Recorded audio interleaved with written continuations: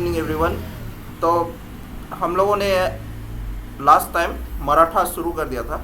और मराठास जब हम लोग देख रहा था तो हम लोगों ने ये डिस्कस किया कि जब औरंगजेब औरंगजेब औरंगजेब का जब रूल ख़त्म होता है तब पेशवास का जो पावर्स है ये बढ़ने लग जाता है। तो बिफोर पेशवास यहाँ पे एक किंग होता है, powerful king, that was Shivaji. और शिवाजी का अंदर ये जो मराठा किंगडम है ये इसका इसका एक्सपांसन होता है और ये एक प्रोमिनेंट पावर बनता है उस समय में। तो शिवाजी तो औरंगजेब का समय में था। उसका बाद शिवाजी का बाद हम लोग देखने मिलेगा कि यहाँ पे जो प्रोमिनेंस ऑफ पेशवास पेशवास लोग क्या था, the Peshwas were the nobles और you can say prime ministers. तो ये लोग मेन एक इम्पोर्टेंट नोबल्स था जो मराठास में। और बाद में ये किंग का जगह ये लोग का ज़्यादा प्रोमिनेंस होने लग गया। किंग जस्ट रूल करने के लिए रहता था, बट जो डिसीजन मेकिंग एंड अदर जो टेरिटरी जो उसका किंगडम का जो भी काम है वो सब पेशवास देखभाल करता था। एंड वो लोग डिसीजन मेकिंग ज़्यादातर करता था। So after the death of Shivaji, Shivaji died in the year 1680। और 1680 में शिवाजी जो मर जाता है, he died. And after that, after the death of Shivaji,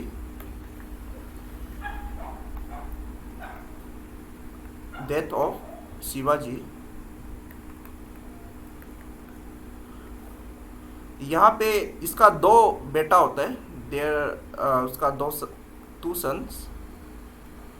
और ये दो बेटा का बीच में फिर से ये जो मराठा का जो गद्दी है, उसका जो थ्रोन है, उसके लिए ये दोनों का बीच में फिर से फाइटिंग हो जाता है।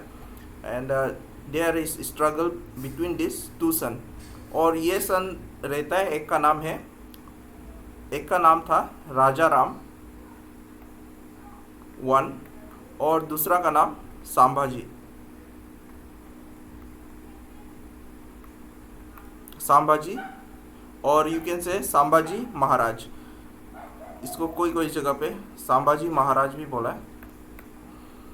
और ये दोनों का जो टसल में this Sambhaji Maharaj he becomes victorious.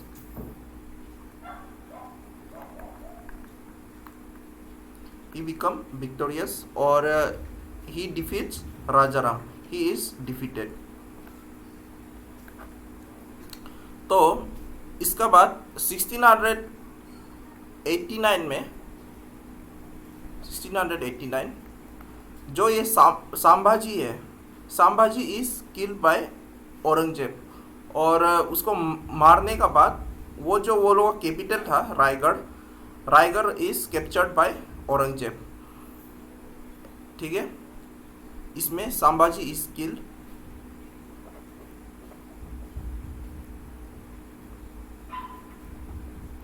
Sambhaji is killed. और जब ये सब चल रहा होता है तो ये राजा राम यहाँ पे भी ये रूल कर रहा होता है। यहाँ पे बहुत सारा छोटा मोटा एस्पेक्ट्स बहुत है, लेकिन हम लोग क्या है सिर्फ इसमें मेजर इवेंट्स को सिर्फ देखेगा। तो वो सब जितना इवेंट्स है वो सबको आप वो सब एग्ज़ाम में जो एग्ज़ाम पॉइंट ऑफ व्यू है वहाँ से इतना इम्पोर्टेंट नहीं है। तो जो मेजर इवेंट है 1689 को Sambhaji is killed by Aurangzeb.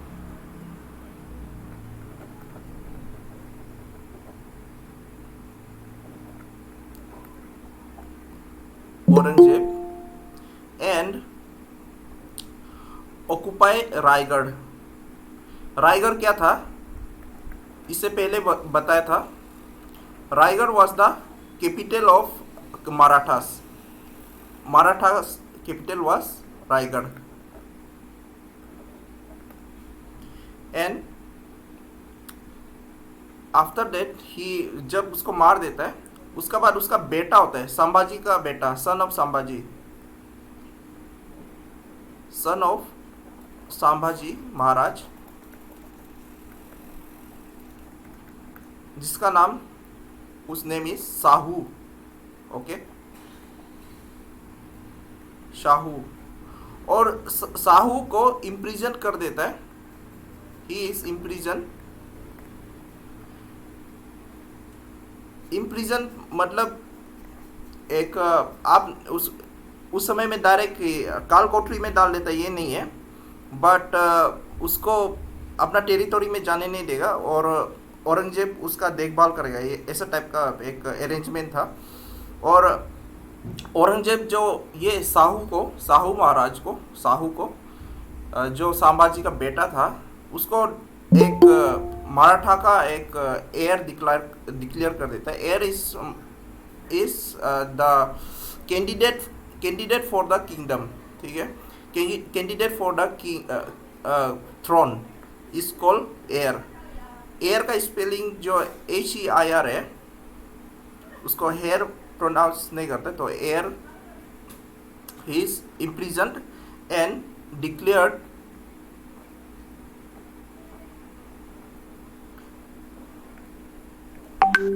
जो औरंगजेब है,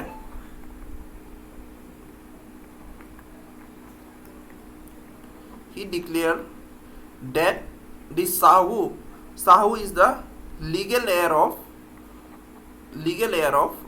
Maratha Empire, legal heir of Maratha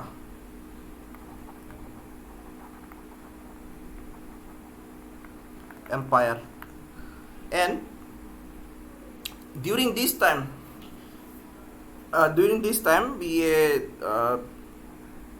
ये जो पेशवास है, पेशवास कम इनटू प्रोमिनेंस। अभी जो पेशवा होगा, ये लोग, ये समय का बाद ही ये लोग का प्रोमिनेंस आ जाता है in the limelight during this Maratha period, Maratha kingdom.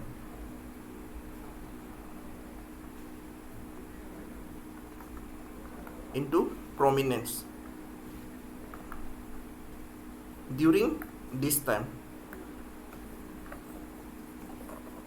और इसका बाद से हम लोग क्या देखेगा, पेशवास का जो ये है, पेशवास का रूल्स देखेगा, their decision and their extension of the Maratha empire. तो फर्स्ट इन लाइन पेशवा में कौन था, बालाजी विश्वनाथ। हाँ पंपी, ओके फिर से भेज रहा हूँ। हाँ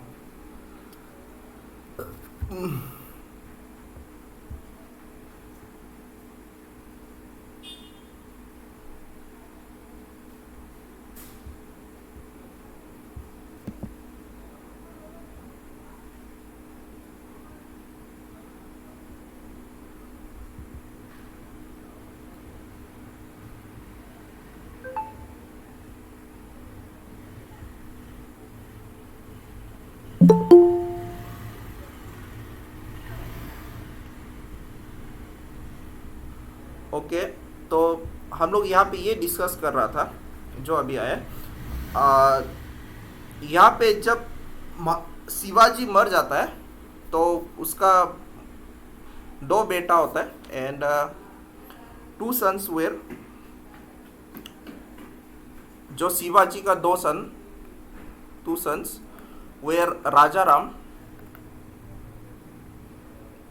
एंड 1 इज संभाजी।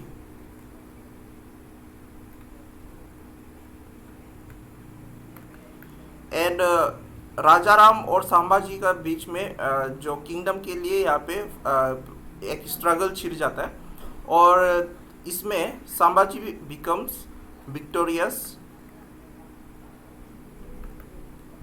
और ये जीतने का बाद फिर से 1689 को क्या होता है, उसका जो औरंगजेब होता है डेट टाइम, तो औरंगजेब का रूल में ये सब हो रहा था। तो औरंगजेब इसको Sambhaji is executed, he is killed, and जो संभाजी का बेटा होता है, the son of Sambhaji whose name was Shahu, Shahu is imprisoned, and Aurangzeb जो ये डिक्लेयर कर देता है कि जो संभाजी का बेटा था साहू, वो अभी लीगल हेयर है ऑफ द मराठा एम्पायर। और इस समय में Peshwa comes into prominence during this time. तो Peshwas were the nobles of in the Marathas, Maratha kingdom का वो लोग नोबल था, और you can say a prime minister, like a very important Nobel.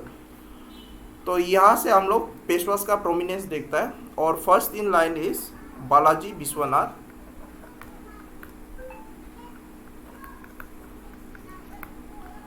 Balaji Vishwanath who ruled during 1713 to 1720।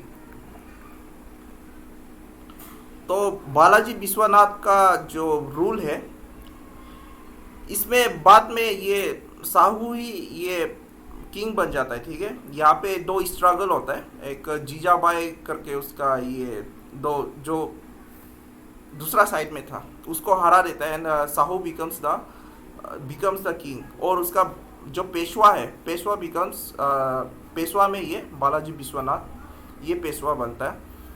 और ये जो बालाजी विश्वनाथ है, he made an agreement with the side brothers, he makes an agreement or signs an agreement with the Said brothers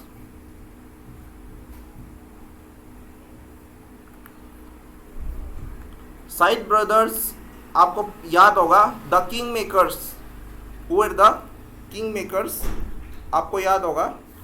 इसका बारे में हम लोगों ने डिस्कस किया था जब लेटर मुगल्स का बारे में हम लोग डिस्कस कर रहा था। देयर वर किंग मेकर्स, और उसका नाम भी हम लोगों ने देखा था। तो you can see from that time. तो ये साहिद ब्रदर्स का साथ एक एग्रीमेंट साइन करता है, and thus this agreements is for recognizing Sahu as an independent king or the king of Maratha Empire, to recognize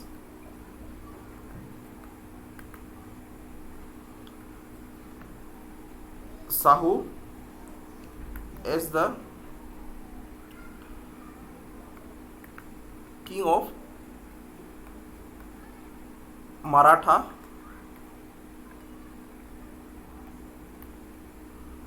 empire. और ही सन बालाजी विश्वनाथ का बाद बाजीराव वन आएगा, who is also a Peshwa. और बाजीराव वन का समय में there is expansion of the Maratha territory, और ये लोग एक्सपांड करता है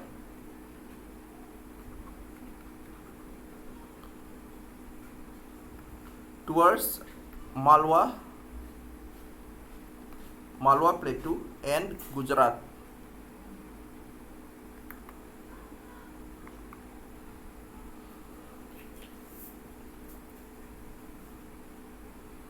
and Mughals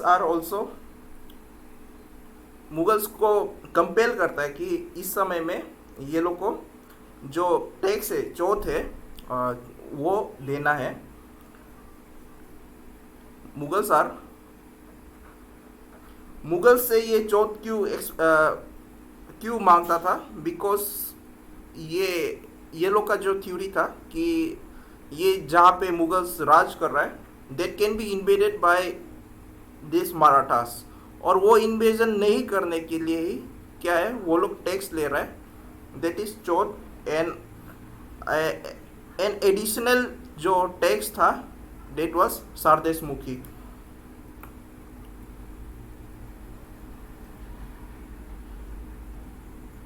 Mughals were compelled to pay chauth.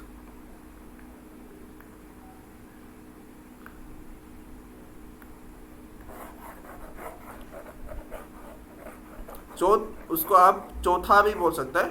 चौथा that is 1/4 or 25% of the whole tax. और मोर इम्पोर्टेंटली इस समय में एक कन्फिडरेसी बनाया है. एक कन्फिडरेसी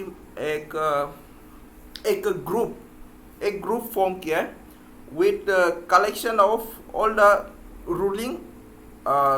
ruling titles of different area.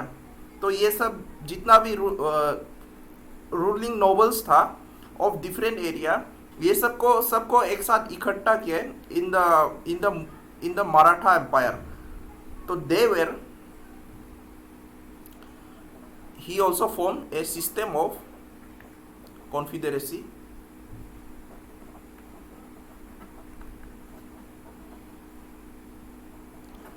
कॉन्फिडरेसी मतलब क्या है? एक ग्रुप बनाया, एक grouping of different nobles from different region. Like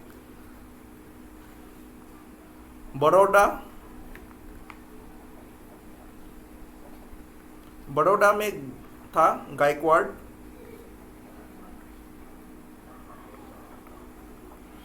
and Gwalior से सिंधिया,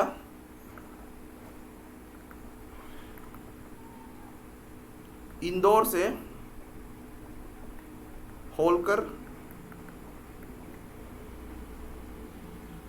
धार से पवार, नागपुर से भोसले, एंड पूना से पेशवा. जो पूना एरिया था, it was the nerve centre of Maratha kingdom. Then after Bajirao one, इसका बाद आएगा Balaji Bajirao.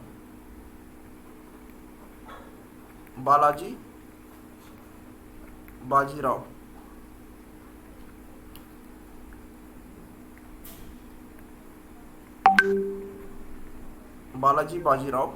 He is also known as Nana Sahib.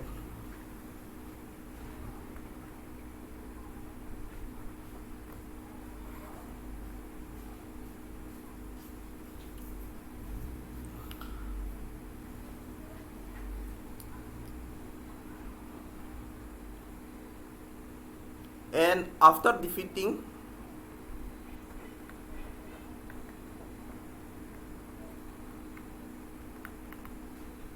in this period, after defeating Alivardi Khan,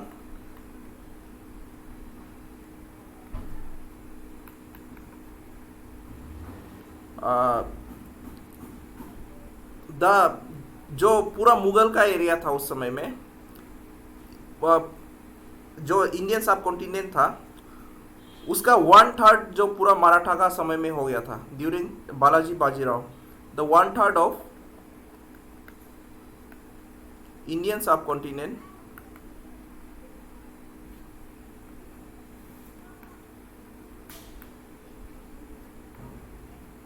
came under Marathas.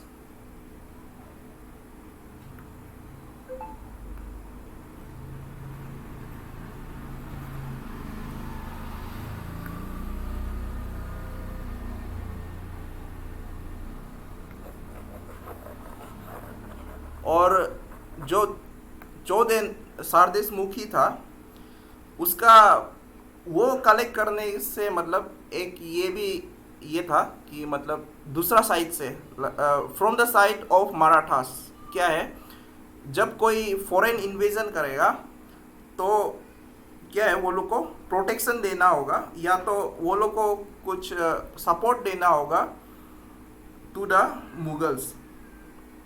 तो ये भी था।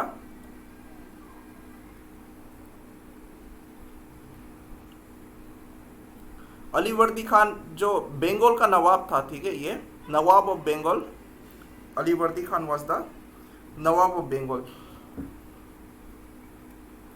ओके, तो यहाँ पे after signing agreement with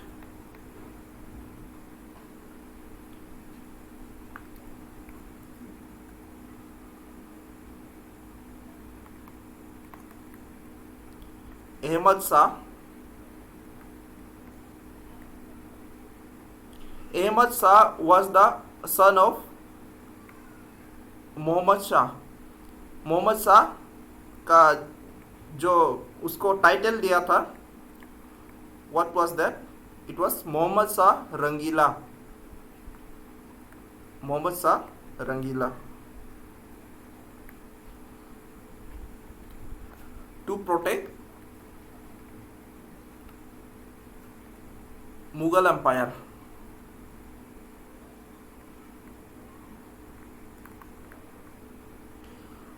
If any foreign powers attacks or try to capture the territory of Mughal, तो ये था।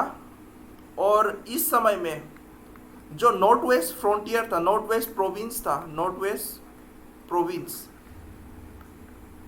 Of Mughal area and the total area of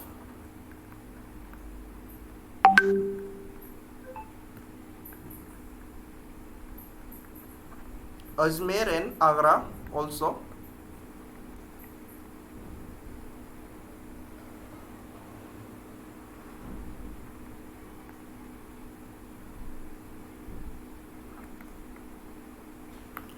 ये सब का सब प्रोविंस में मुगल्स लोग को क्या देना होगा, चौथ,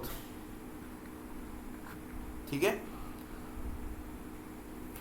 और इसी को लेते हुए जब थर्ड बैटल ऑफ पानीपत होगा, third battle of Panipat like we have seen already.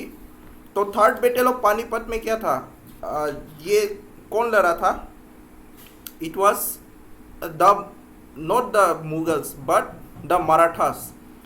तो जब थर्ड बैटल ऑफ पानीपत हुआ था, जब अहमद शाह अब्दाली आया था यहाँ पे, that is why the Marathas came in the support of this Mughals। तो यही रीज़न है जो थर्ड बैटल ऑफ पानीपत होता है। तो इसका जो डेट है उसको याद रखिए, तीनों पानीपत का बैटल का। It was 1761। तो जब 1761 को इसमें कौन इन्वेजन करने की कोशिश करता है, इट वाज अब्दाली, अहमद शाह अब्दाली।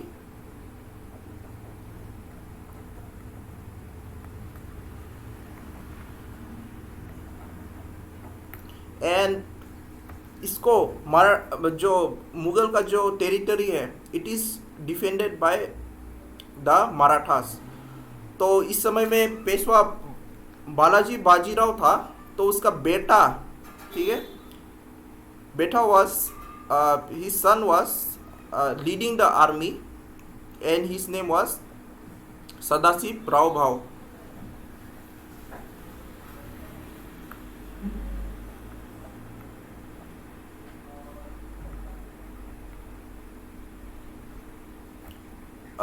भाव का स्पेलिंग ये होगा, सदाशिव राव भाव।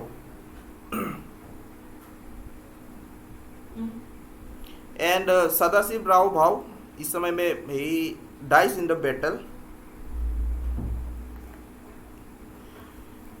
ठीक है, बैटल में मर जाता है। And after that we see different Peshwas like Madhav Rao आता है, माधव राव 1761 से लेके 1762, then Narayan Rao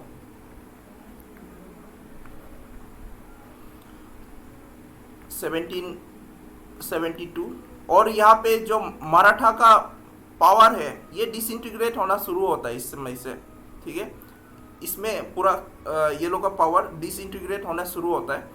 and in the period of Bajirao two पूरा ये ब्रिटिश का अंदर आ जाता है, द होल मराठा किंगडम। तो हम लोग जो ब्रिटिश का पीरियड है, जो इम्पोर्टेंट एस्पेक्ट है उसको देखिएगा, of Balaji Bajirao, and after that Madhav Rao 1773 to 95, 1795, then Bajirao II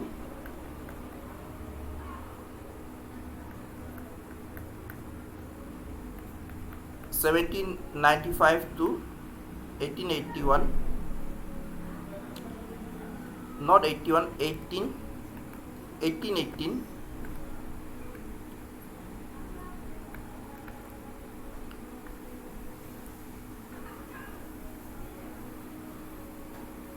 ठीक है।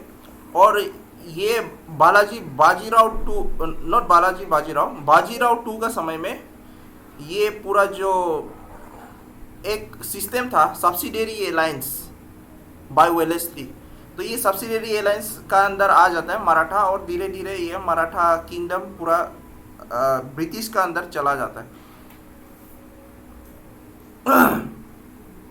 तो ये एक सीरीज ऑफ वार का अंदर में, मतलब धीरे धीरे जो ब्रिटिश अंदर ले रहा है, तो इसको हम लोग 3 वार में देखते हैं, that is Anglo Maratha war.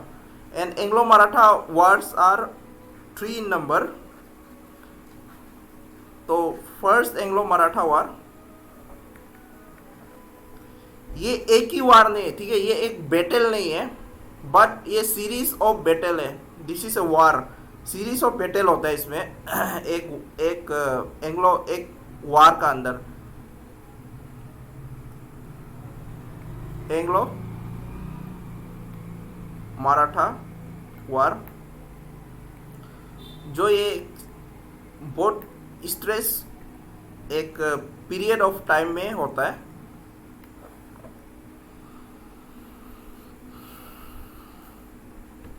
और ये फर्स्ट एंग्लो मराठा वार किसके साथ में हो रहा है? माधव राव का समय में, Madhav Rao.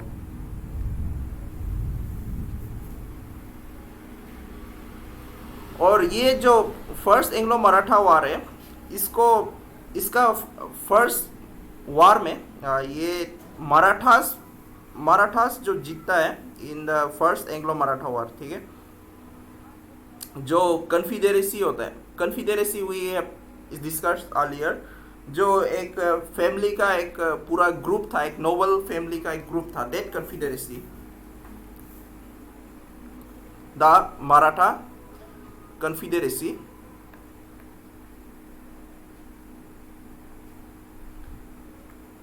won the first Anglo-Maratha War.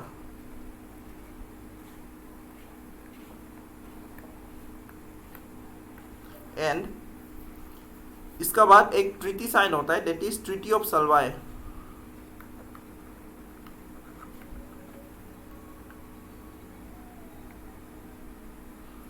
तो कौन सा वार का बाद कौन सा ट्रीटी होता है, ये भी थोड़ा कभी आ भी सकता है। तो specially this treaty of Salbai, इसको याद रखिए, it is in first Anglo Maratha war. और दोनों पार्टी यहाँ पे ये डिसाइड करता है कि अभी वार नहीं करेगा for 20 years, decided for peace for 20 years।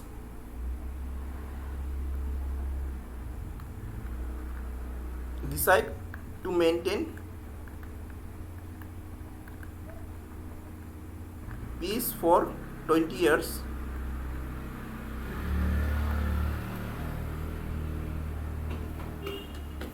और बाद में फिर से दूसरा वार हो जाता है। तो इसका जो पर्टिकुलर एक एक बैटल है वहाँ पे क्या क्या हो रहा था, that is not so important. Second Anglo Maratha war,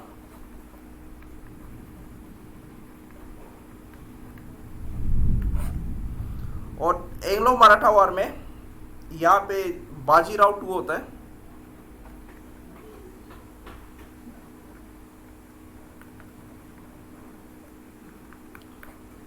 and यहाँ पे मराठास आर डिफीटेड, ठीक है।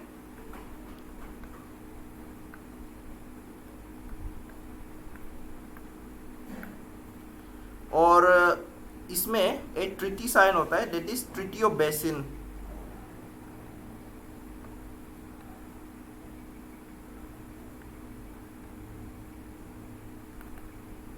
इन 1802।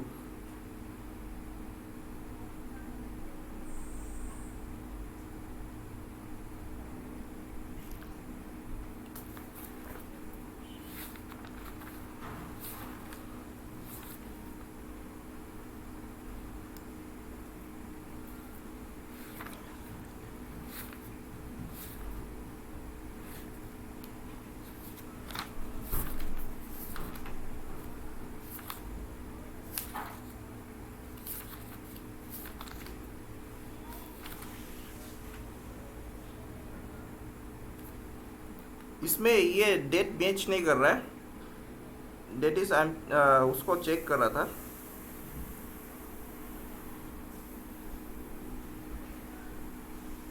Okay, second Anglo Maratha war is 1800।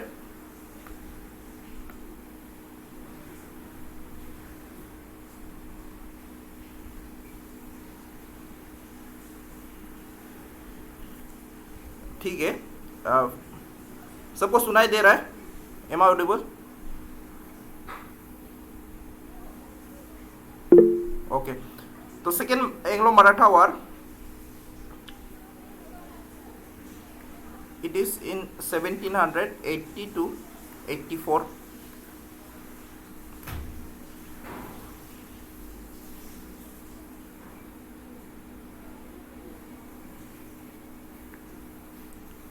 Sorry, ये थोड़ा डेट, ठीक है, ये नहीं है, जस्ट अ सेक। 1803 to 1806, और ये ठीक है, this is correct.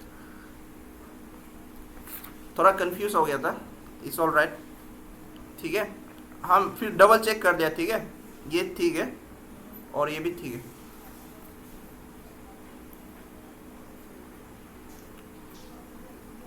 Okay, then the third Anglo Maratha war,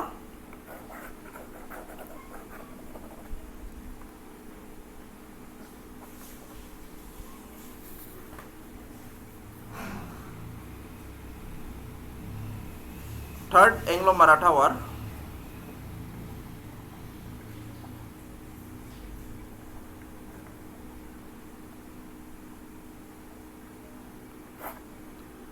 is 1817 to 19। और ये थर्ड एंग्लो मराठा में पूरा जो मुगल एम्पायर है, और मुगल एम्पायर ने मराठा एम्पायर, ये पूरा ये इसका ब्रिटिश का अंदर चला जाता है, ठीक है। तो ये सेकेंड एंग्लो मराठा वार में और एक इम्पोर्टेंट एस्पेक्ट है, this second Anglo Maratha war, ठीक है। इसमें जो सब्सिडियरी अलायंस है, जो मराठास है, मराठा सब्सिडियरी अलायंस कर लेता है यहाँ पे, ठीक है।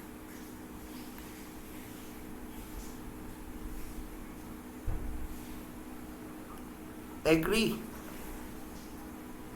For subsidiary alliance.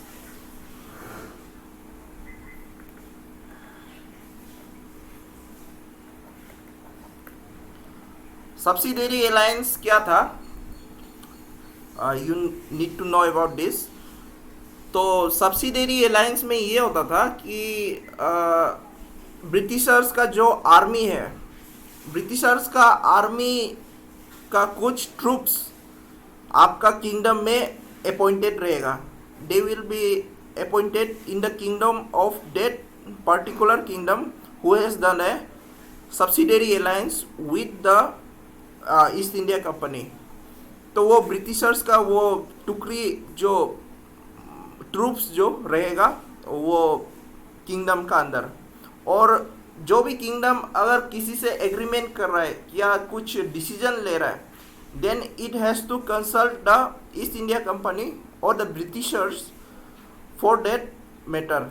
ठीक है, तो यही था सब्सिडरी अलायंस। समझ में आ गया? सब्सिडरी अलायंस में क्या होता था, एक ट्रूप्स जो रहेगा, ये जैसे कि मराठा अभी साइन किया है for the subsidiary alliance, they agreed for the subsidiary alliance. तो मराठा किंगडम में कुछ ब्रिटिश ट्रूप्स रहेगा मराठा एम्पायर में, और मराठा एम्पायर को कुछ परमिशन लेना पड़ेगा फॉर डूइंग ट्रेड और deal if with any other powers. तो ये था सब्सिडरी अलायंस। एंड जो सब्सिडरी अलायंस था, it was introduced by Wellesley. Lord Wellesley introduced the subsidiary alliance. ठीक है, ये फैक्ट भी याद रखिए। तो इस बार जो डॉक्ट्रिन ऑफ लेब्स आया था, तो डॉक्ट्रिन ऑफ लेब्स भी ब्रिटिश का ही इंट्रोड्यूस किया हुआ था। देयर वाज डलहौसी, उसको भी हम लोग बाद में डिस्कस करेगा when we will enter the proper modern history of India। तो वो शुरू होगा by the advent of the Europeans। ठीक है, एडवेंट ऑफ यूरोपियंस, एक्चुअली ये सब भी अभी एडवेंट ऑफ यूरोपियन हो ही चुका है, बट प्रॉपर हम लोग जब ब्रिटिश एंगल से देखेगा, जब यूरोपियन एंगल से देखेगा, तब उसको देखेगा। ठीक है,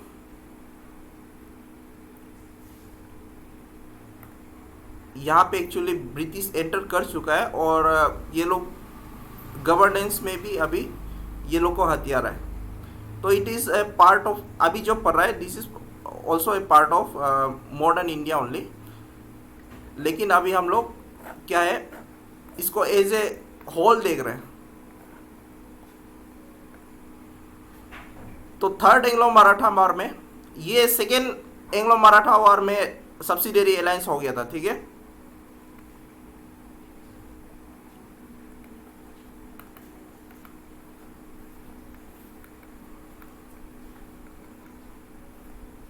और सब्सिडरी अलायंस किसका समय में हुआ था, कौन सा पेशवा था, ये भी याद रखिए, बाजीराव टू, नॉट बालाजी बाजीराव। और थर्ड एंग्लो मराठा वार में जो लॉर्ड हेस्टिंग्स है, Lord Hastings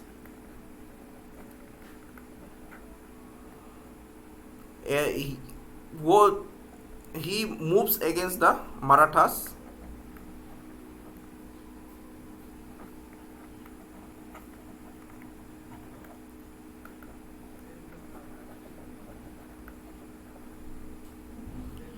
and even though इस समय में ट्राई किया था by different war lords, and this war lords were called, जो वॉरियर क्लास होता है, जो मराठा का जो वार लॉर्ड्स होता है, तो दे वेर कॉल्ड पिंडारीज। ठीक है, पिंडारीज मराठा वार लॉर्ड्स।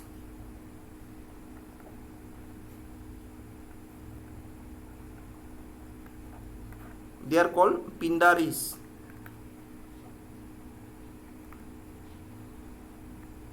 पिंडारी, और ये पिंडारी ने बहुत इसमें कोशिश किया कि दे फोर्ट, बट वो लोग अपना किंगडम को बचाने नहीं सका है। और यहाँ में और एक ये रीज़न था, they even though they fort, but they fought not unitedly, They fought separately.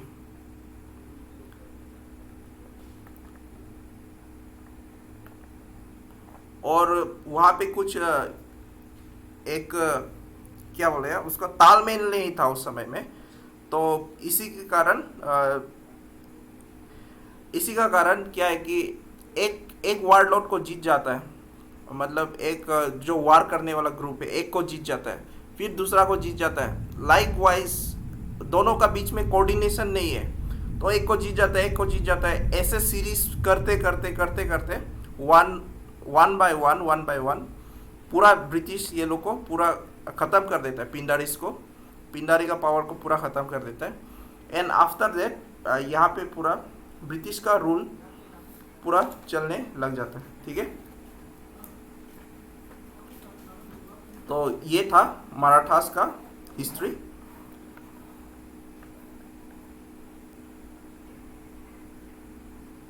Let's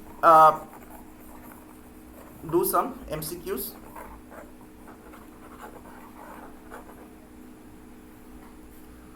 फिर से लाइट चला गया, अपना मोबाइल से कनेक्ट कर रहा है, थोड़ा सा आप रुकिए।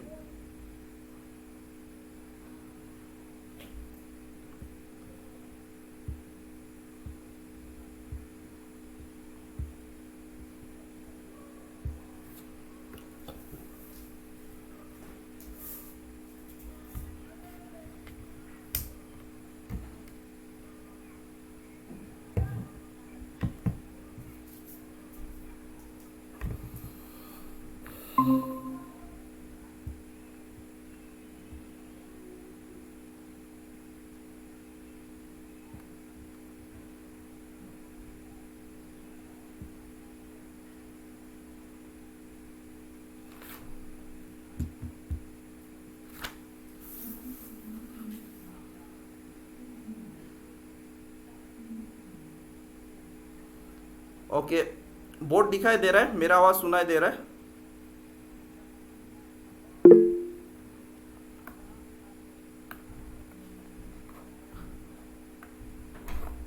Okay, let's solve some MCQs।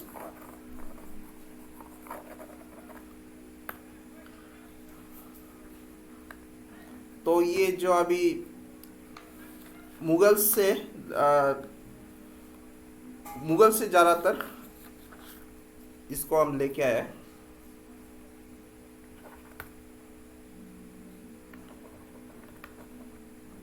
Which company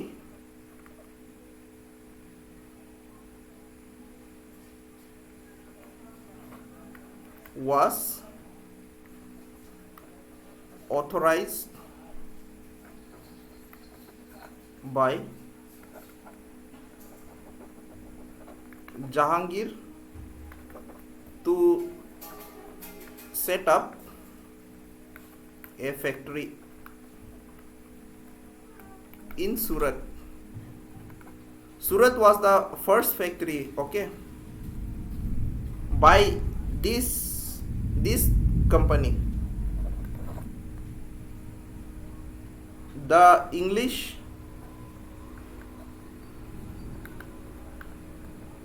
East India Company, okay, East India Company. This is East India Company.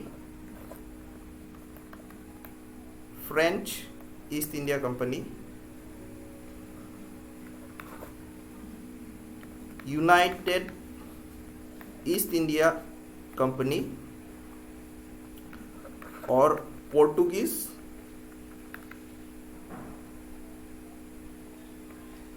East India Company.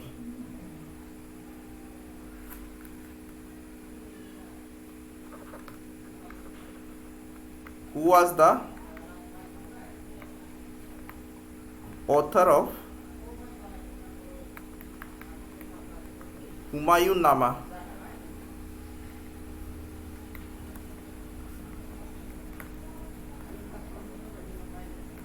First, Humayun.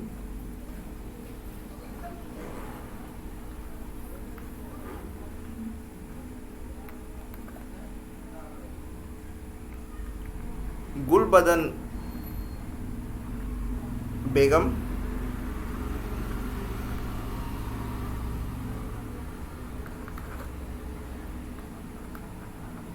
बदामी, अहमद यलगार,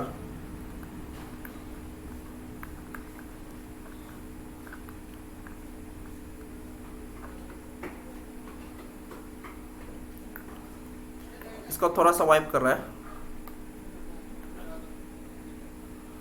किसी का छूट गया तो हमसे पूछ लीजिए, फिर से बता देंगे।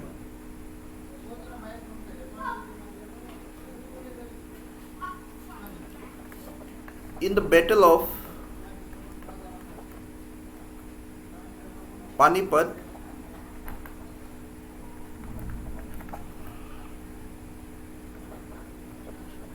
Babar faced the armies of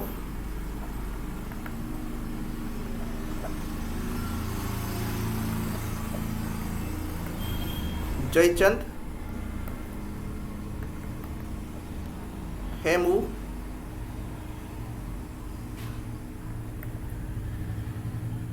दौलत Khan,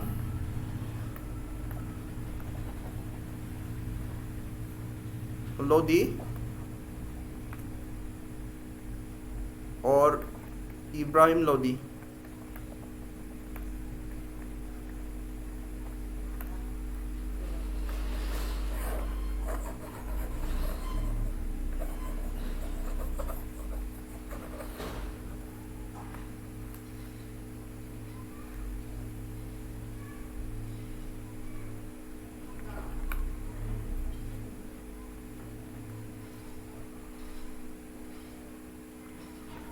defeated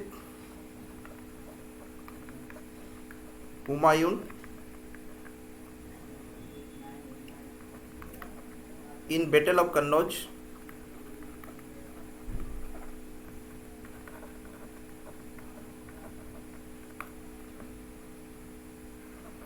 also constructed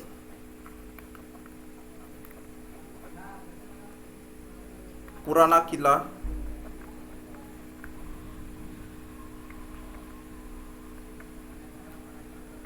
of Delhi।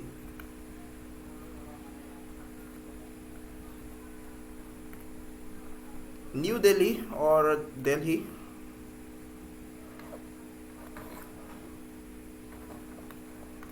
Adil Shah,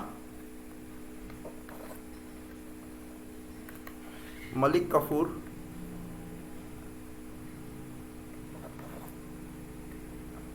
bin Qasim,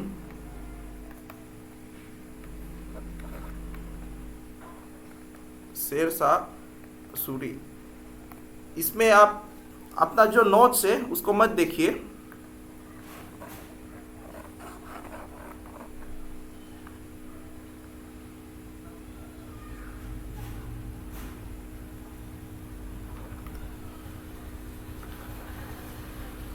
मनसबदारी system.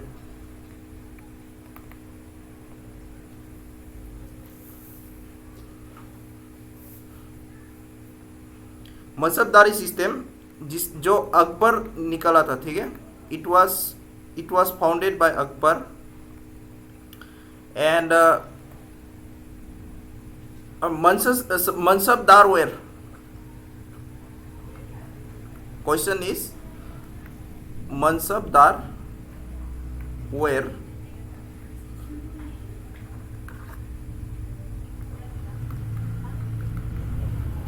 military commanders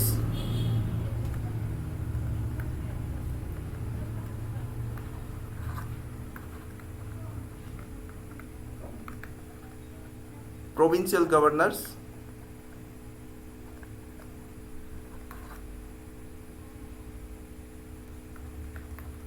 high civil, this is civil and military।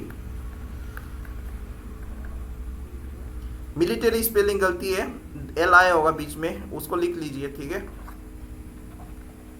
All the above.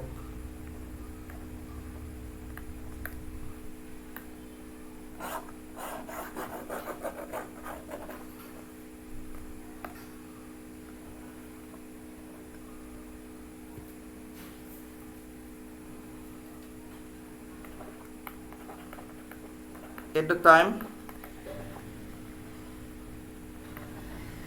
when Nadir Shah attacked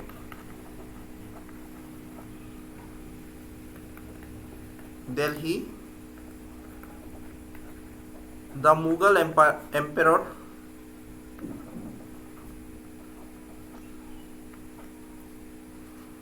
emperor was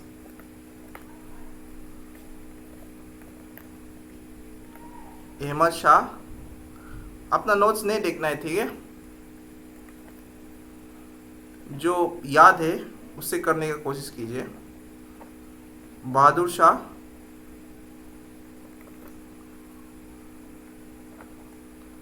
Shah Alam two,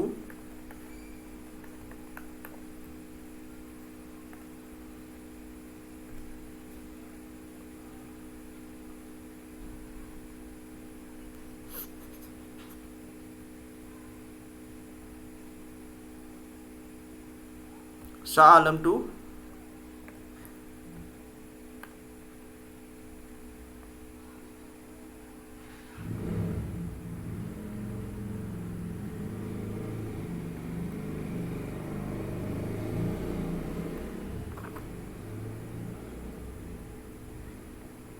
Mohammad Shah.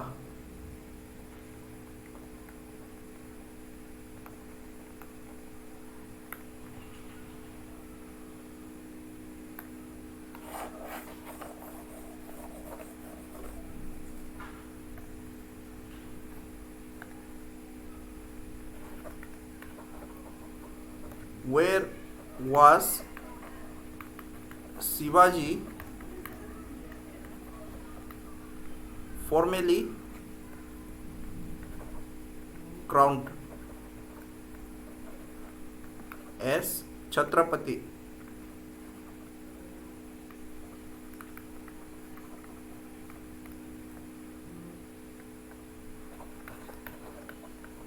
Pune,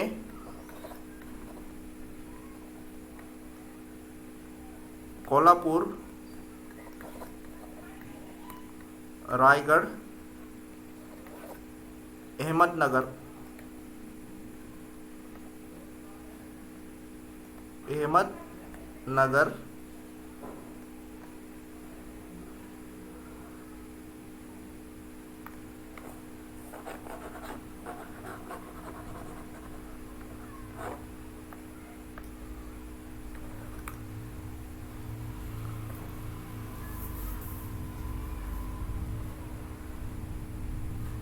the Maratha kingdom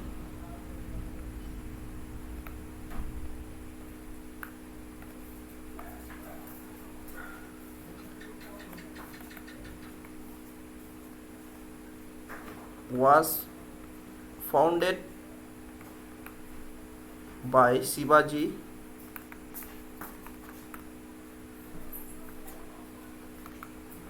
during the reign of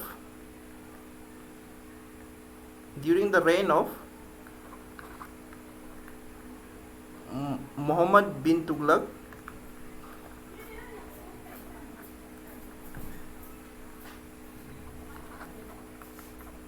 Akbar, Shahjahan, Aurangzeb.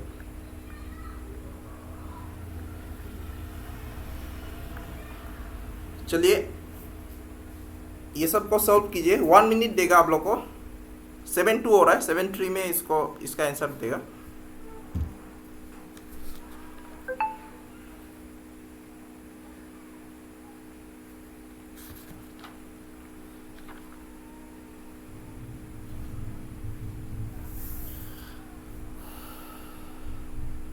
I think you must be finding it very easy.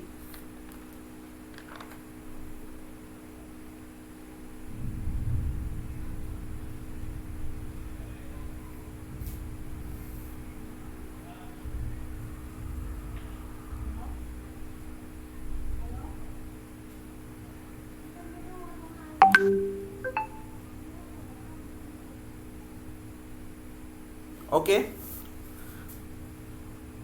I am telling the answer. तो ये जो Maratha kingdom, इससे शुरू कर रहा है सबसे last. Maratha kingdom was founded by Shivaji during the reign of.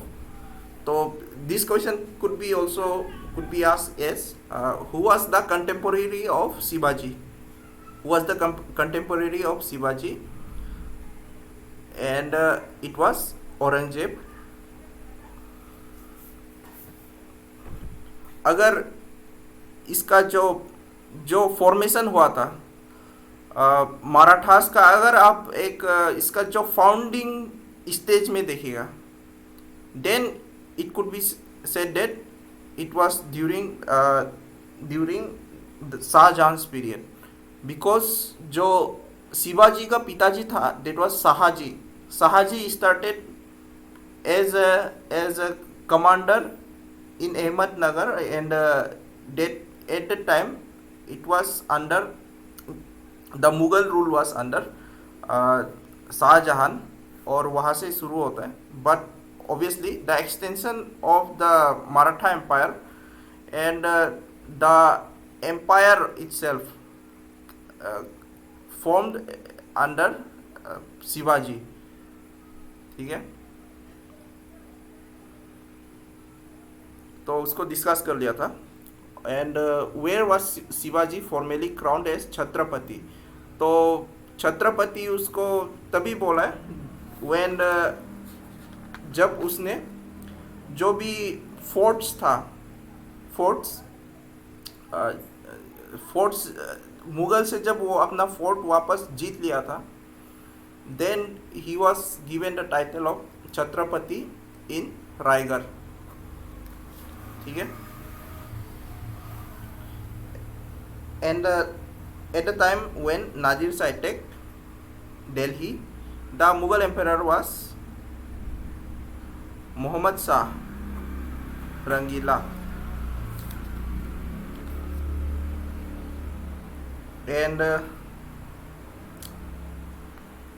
इसको हम मिटा रहे, ठीक है, मिटा रहे। मनसबदारी सिस्टम आई एम जो आप पीछे से लेके आ रहे, ठीक है। Mansabdari system was founded by Akbar. The mansabdars were, the answer will be all the above. D, all the above will be the answer.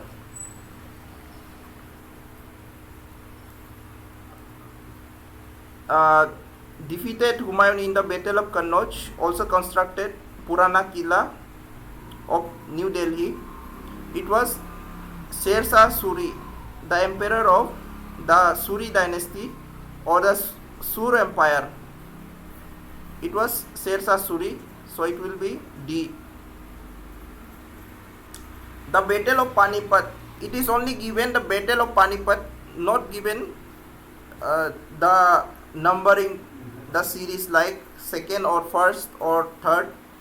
तो आपको यहाँ से जान जाना चाहिए, यहाँ पे बाबर को मेंशन किया है, and if Babur is mention then you automatically knows that Babur is related to first battle of Panipat, and first battle of Panipat was between Babur and Ibrahim Lodi, and Daulat Khan Lodi invited Babur to attack Ibrahim Lodi. ठीक है, तो इसका डी हो जाएगा।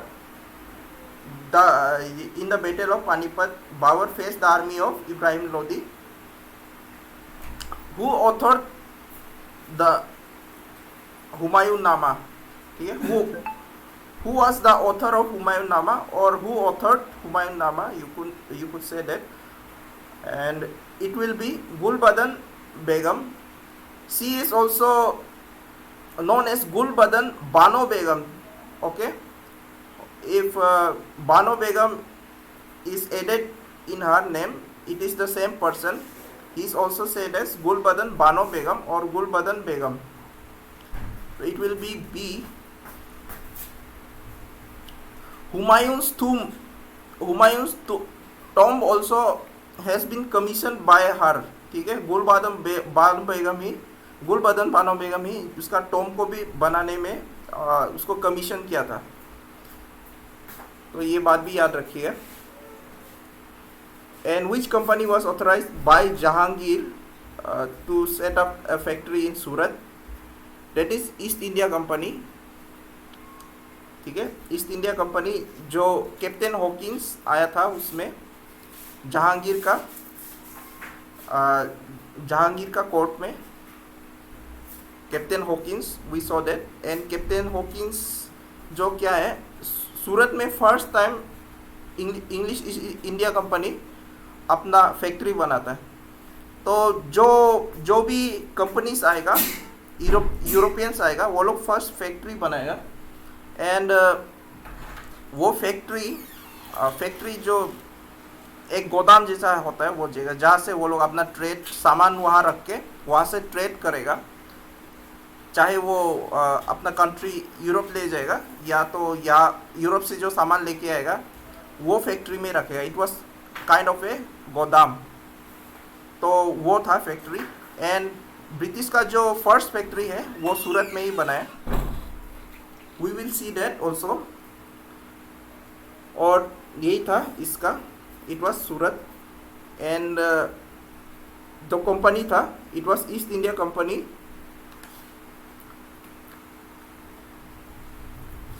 जो ब्रिटिश का अंदर है.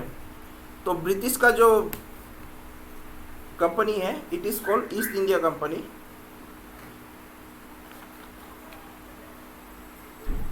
तो यहाँ पे हम लोगों का मिडेवल इंडिया ख़त्म हो जाता है.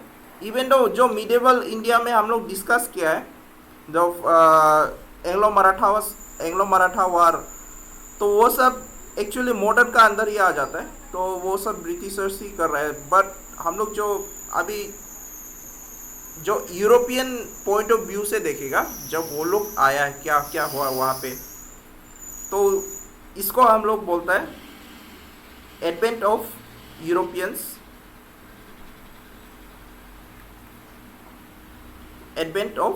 यूरोपियंस. तो डिफरेंट यूरोपियंस आया यहाँ पे इंडिया पे. और फर्स्ट हम लोगों ने देखा कि पोर्टुगीज आया था. And Vasco da Gama is considered as a first European to set his foot on India. And a question also came in recent exam, that was where he came, and it was Calicut. And the present name of Calicut is Kozhikode. We have discussed this in earlier lectures also. तो ये जो advent of European है, यहाँ पे इसका जो background है इसको पहले देख लेते हैं. ये यहाँ से आप लोग का मॉडर्न इंडिया शुरू हो जाएगा. ठीक है, मॉडर्न हिस्ट्री ऑफ इंडिया, और you can say modern India और मॉडर्न हिस्ट्री.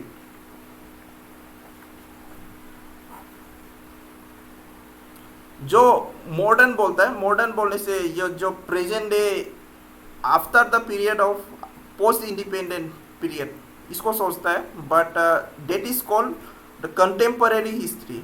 ठीक है, तो मॉडर्न हिस्ट्री में क्या होगा, प्री इंडिपेंडेंट हिस्ट्री, जो इंडिपेंडेंस से पहले जो हुआ था.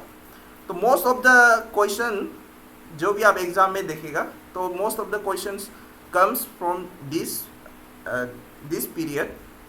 और दैट इज़ वाई हम लोग सब एस्पेक्ट को इसमें डिटेली जानने का कोशिश करेगा कोई भी जगह पे. तो हर एस्पेक्ट को हम लोग कवर करने की कोशिश करेगा इसमें. तो बैकग्राउंड में क्या हो रहा था, how Europeans came to India and different continents, like in Africa also. Africa को भी ऐसे बांटा था कॉलोनी. तो अफ्रीका में देखता है, और बाकी जो आइलैंड कंट्रीज है वो सब में भी देखता है. लाइक ऑस्ट्रेलिया हो गया, इंडोनेशिया हो गया, म्यांमार हो गया. तो यहाँ पे पूरा हम लोगों को यूरोप से आया वाला इंसान ही दिखाई देता है. अमेरिका बहुत गुड एग्जांपल. तो इसमें क्या हो गया था, द 15th सेंचुरी में जो मैपिंग है, मैपिंग हो गया, उसका बाद जो नेविगेशन टूल्स हो गया, like compass. Compass was a discovery which made the navigation more उसको और मतलब आराम बना दिया, जो नेविगेशन है, जो कंपास. एंड यहाँ पे जो शिप बिल्डिंग था, शिप बिल्डिंग भी एक there were more complicated ship to be use. तो शिप बिल्डिंग भी यहाँ पे एक जो अच्छा अच्छा शिप बनना शुरू हो गया था. तो ये सब एक रीजन था. Plus there was a renaissance.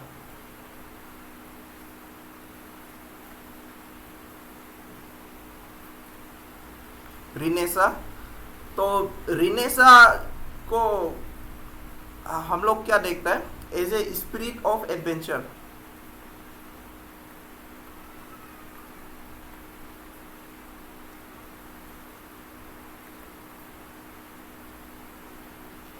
तो ये रिनेसा हम लोगों का यूरोप से शुरू होता है, जो प्रेजेंट डे स्पेन, इटली, ये सबसे. जो लियोनार्डो डा विंसी है, लियोनार्डो डा विंसी, उसका जो डिस्कवरी था, उसका जो पेंटिंग्स था, that was all the period of renaissance. तो ये रिनेसा जो एक इम्पोर्टेंट मूवमेंट है एक दुनिया, पूरा दुनिया के लिए, specially in the world of art and philosophy के लिए ये बहुत इम्पोर्टेंट है. प्लस ये जो साइंटिफिक नॉलेज को भी इसने बढ़ावा दिया. तो इससे पहले, रिनासा से पहले, जो एक अंधविश्वास फैला हुआ था जो चर्च के द्वारा, तो वो सब को चैलेंज किया है रिनासा. और यहाँ पे एक साइंटिफिक थ्योरीज, वर्ल्ड को जानने का एक स्पिरिट, ये इस समय में रिनेसा में उभर के आया. ठीक है.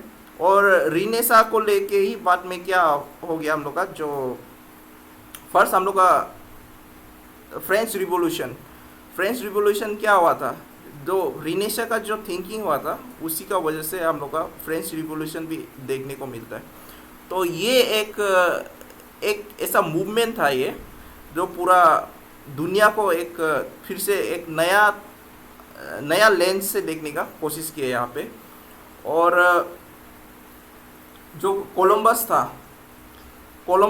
इस समय में, जो कोलंबस था, ये इंडिया का जो लैंड था, इसको ढूंढने के लिए निकल गया था ये. और कोलंबस 1492 को निकल गया था, बट वो इंडिया नहीं पहुंच सका है और अमेरिका पहुंच गया. ठीक है.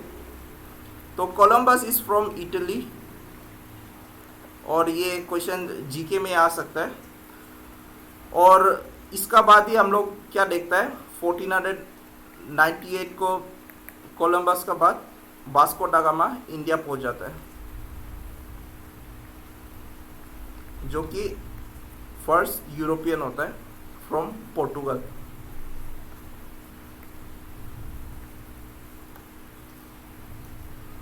तो यहाँ पे क्या था, एक नया जो दुनिया है बियॉन्ड दिस यूरोपियन कॉन्टिनेंट, इसका बाहर कौन सा दुनिया है, ये एक वेंचर करने का, एक एडवेंचर करने का मौका ढूंढते हुए ये लोग they set foot on the unknown C.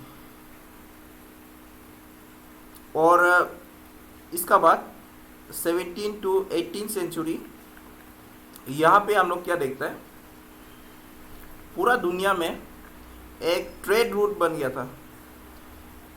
The trade was increase enormously during this period. तो यहाँ पे पूरा ट्रेड रूट बन गया था. तो जो ट्रेड विंड है, तो ट्रेड विंड का जो नाम पड़ा है, वो इसी इसी हवा को यूज़ करके वो लोग शिप को चलाता था। तो that got the name from that time, और फ्रॉम दैट पीरियड कि वहाँ से वो विंड को ट्रेड विंड बोलना शुरू हो गया। तो यहाँ से भी उसको देख सकते हैं आप। एंड शुरू में क्या था, जो स्पेन एंड पोर्टुगल, तो पोर्टुगल एंड स्पेन ये लोग फर्स्ट सबसे आगे था।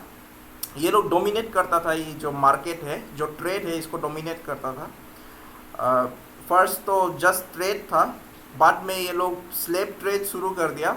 तो slave trade was also very profitable from Africa. तो ये स्लेव ट्रेड करता था। उसका बाद में स्लेव ट्रेड को बंद करने का बाद भी देखिएगा कि इवन तो स्लेव ट्रेड को ख़त्म कर दिया, बट कुछ कुछ जगह पे ये तब भी चल रहा था। तो वो सब डिस्कशन अलग है। बट अगर हम लोग इंडिया में देखेगा तो यही ओवरऑल एक कारण बन जाता है। पूरा जो एडवेंचरर्स, जो नेविगेटर्स जो आता है, द मर्चेंट्स इंडिया का अंदर, ठीक है। तो ओवरऑल ये रिनेसा बहुत इम्पोर्टेंट है।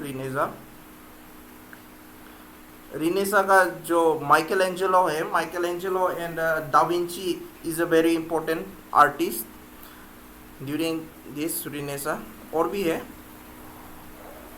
बट रिनेसा जब बोलता है तो Michael Angelo and da Vinci का नाम सबसे ऊपर आता है।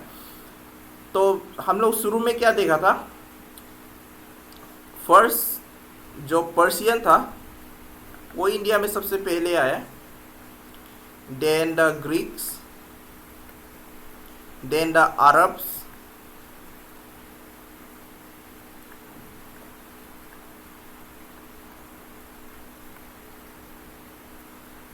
Now Arabs could be said that, जो तुर्क भी बोल सकते हैं ये लोग को, जो एक इस्लामाइज्ड एरिया से आया हुआ था, जो मिडिल ईस्ट का जो एरिया है अभी, तो उसको हम पूरा कंपाइल करके एक ही में बोल रहे हैं, ठीक है। और ये same it goes for Greek also. Even though जो एलेक्जेंडर था, एलेक्जेंडर वाज फ्रॉम मैसिडोनिया। तो मैसिडोनिया से वो पर्टिकुलरली होने से भी जो उसका ओवरऑल एरिया था, that was the area of Greece. तो वैसे हम पूरा एक इसको ओवरऑल एस्पेक्ट में आपको बता रहा है। Then now we see the Europeans. तो अभी यूरोपियंस हम लोग को देखने को मिलेगा। And first European were the Portuguese.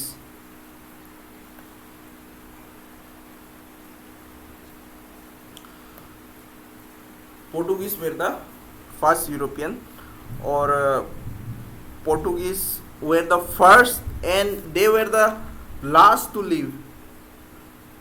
They were first who came to India, and they were the last foreigners who left India. तो ये बाद में इंडिपेंडेंस का बहुत बाद में हुआ है, जब गोवा में जो इंडियन मिलिट्री है वो आके उसको कू कर दिया। डेट वाज 1961 में था शायद, 1961। तो इसी समय में पोर्टुगीज लोग चला गया इंडिया से।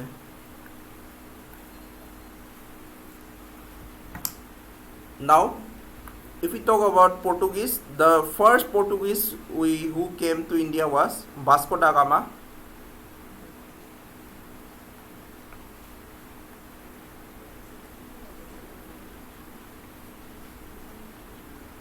And he came with a Gujarati pilot. Pilot means उसका गाइड बोल सकते हैं आप, गाइड।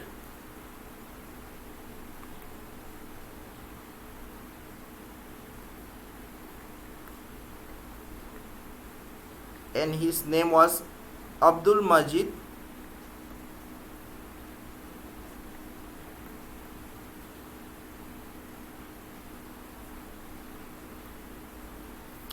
जो गुजरात आजकल पूरा एक हिंदू डोमिनेटेड स्टेट है, तो we have seen the rights also.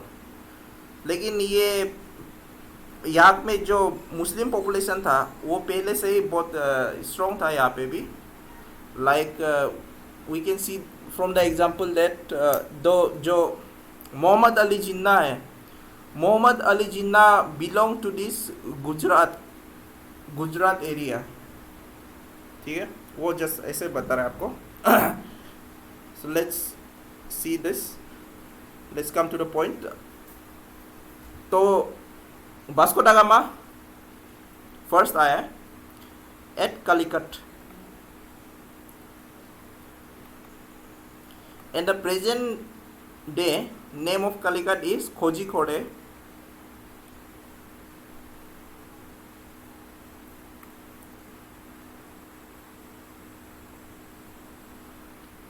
in 1498, and local ruler of Calicut during this time was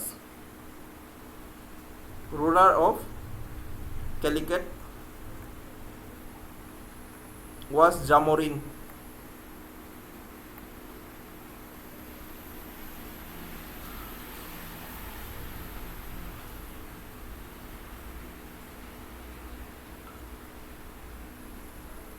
And Vasco da Gama, he sets up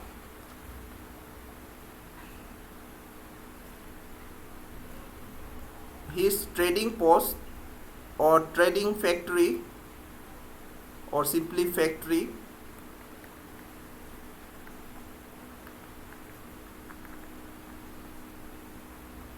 first at Calicut in Kannanur and Cochin.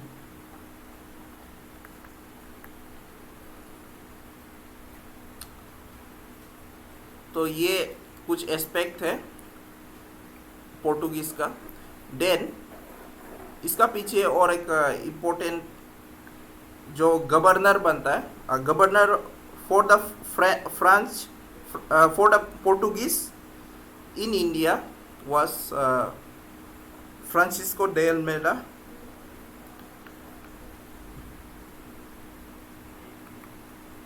Francisco de Almeida.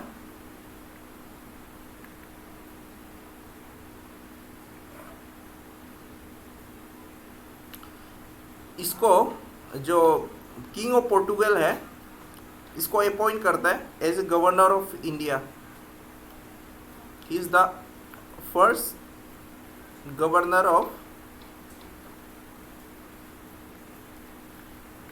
India for the Portuguese. Okay, for the Portuguese.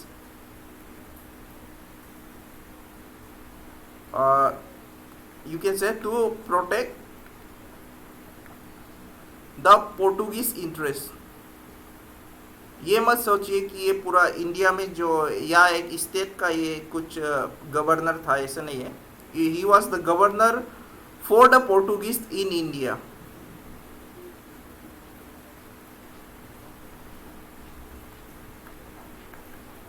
And for he was there to promote the interest of Portuguese. तो शुरू में क्या था, जो Portuguese का जो M था, the M और there objective was for trade. ये लोगों कुछ यहाँ पे इंडिया पे आके यहाँ पे इंडिया को रूल करने का कुछ ये लोगों ये मोटिव नहीं था, वो लोग का ये गोल नहीं था। And that particular motive is called the policy of blue water. Policy of blue water क्या है, ये इंट्रोड्यूस किया था by this Francisco de Almeida. तो पॉलिसी ऑफ ब्लू वाटर ये था कि यहाँ पे ये लोग कोई टेरिटोरियल एम्पायर खड़ा नहीं करेगा, बट ये लोग जो सुप्रीमेसी इन द सी है, supremacy in the water, supremacy in the ocean, जो सी रूट है, सी रूट में ये लोग एक सुप्रीम पावर बन के रहेगा और ये लोग अपना कॉमर्शियल एक्टिविटी वो ही रूट से चलाएगा. So the blue water has to be kept intact. तो ये जो पॉलिसी है, this is called the policy of blue water. यहाँ पे ब्लू होगा, blue water. oppose establishment of territorial empire. और शायद यही गलती था ये लोग के लिए जो ब्रिटिशर्स ने किया बाद में. And limited to activities to purely limit activities to purely commercial activity.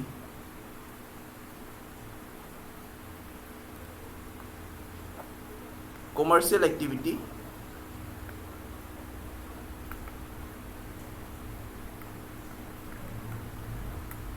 And they will do it by maintaining a supremacy at the sea or the ocean.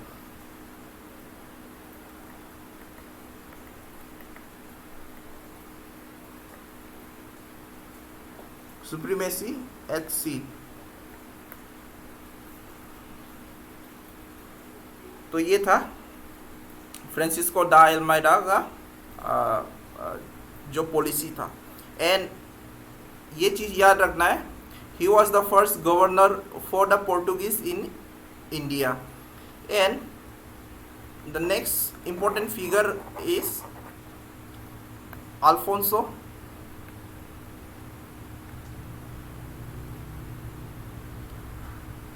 de Albuquerque.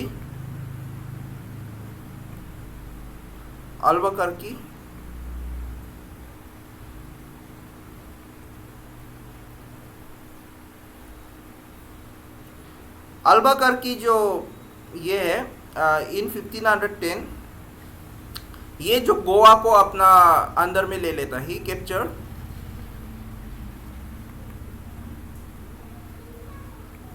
Goa from the ruler of Bijapur.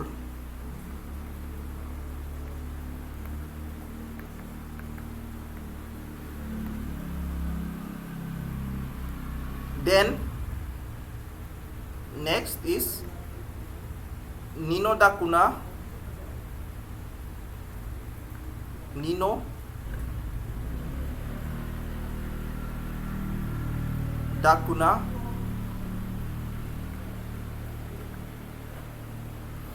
Nino da Cunha अपना जो Portuguese का जो headquarter है, headquarter of the Portuguese of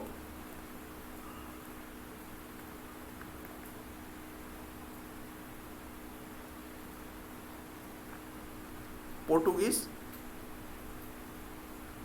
government is shifted to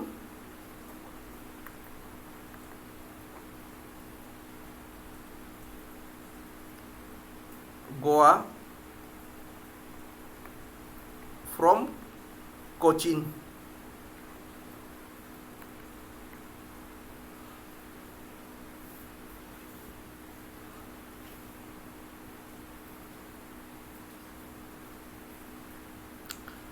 तो इस समय में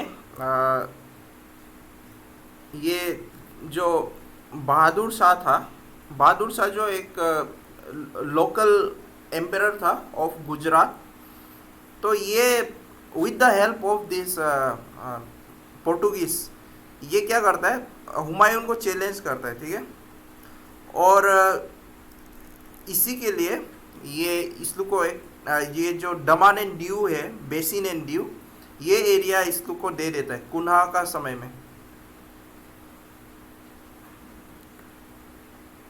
ये नीनो दा कुना का अंदर चल रहा है अभी।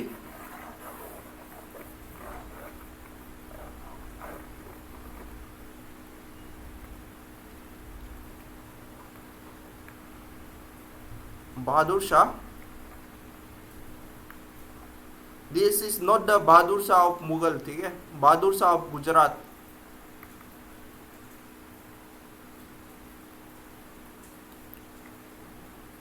During the conflict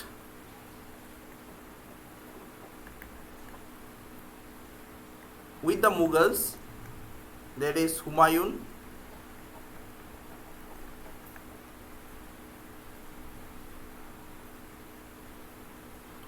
and he asked for the help of Portuguese.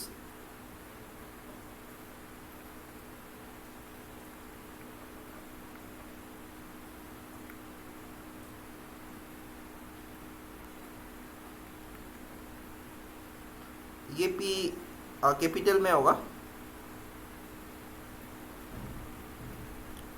And in return he gives them by ceding, means by giving them Basin and due.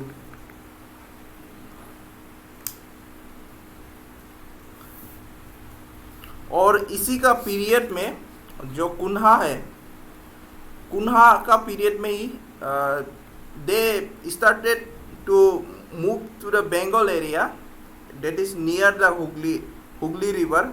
यहाँ पे अपना सेटलमेंट बनाना शुरू कर दिया था पोर्टुगीज लोग, ठीक है। दे ट्राई टू मूव और they settled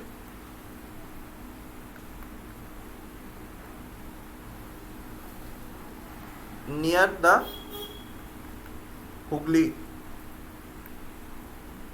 Hooghly is in West Bengal now.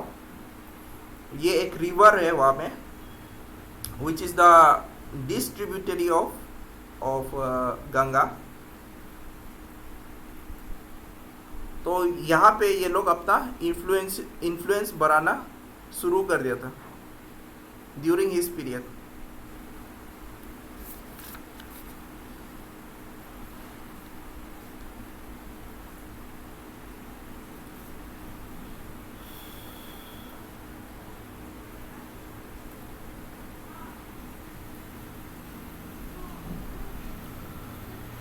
And ये जो हुगली में जो सेटलमेंट था, इसके लिए ये लोगों ने फरमान भी ले लिया था। मीन्स फरमान जो ये था एक परमिट था, permit from the Mughal empire. तो ये 1579 को they got the farman and they started to settle down in this Hooghly river। तो ये लोग मेनली their trade were, जो trade practice they carried out was mainly of salt and tobacco, slave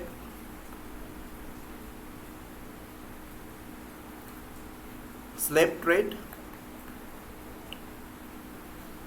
तो यहाँ पे एक ये चीज होता है, एक समय में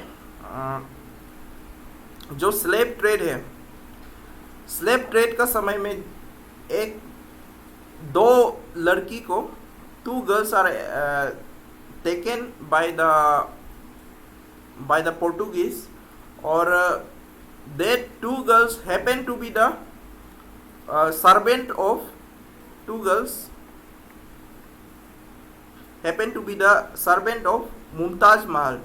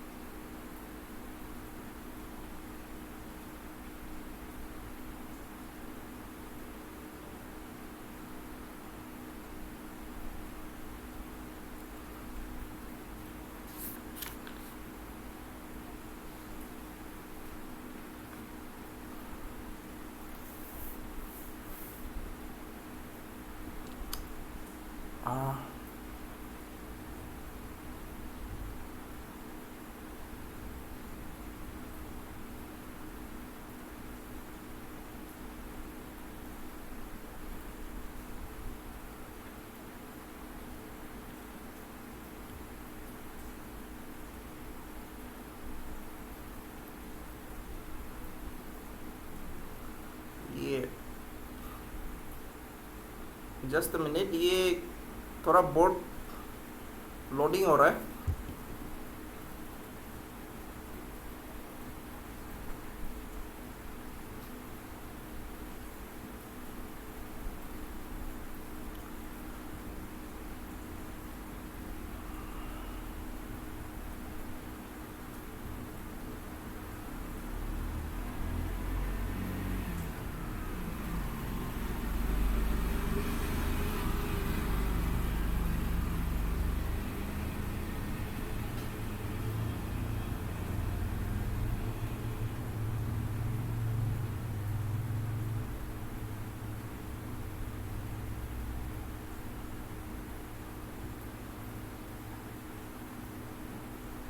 ओके, सो ये जो इस समय में एक इंसिडेंट होता है ड्यूरिंग दिस पीरियड।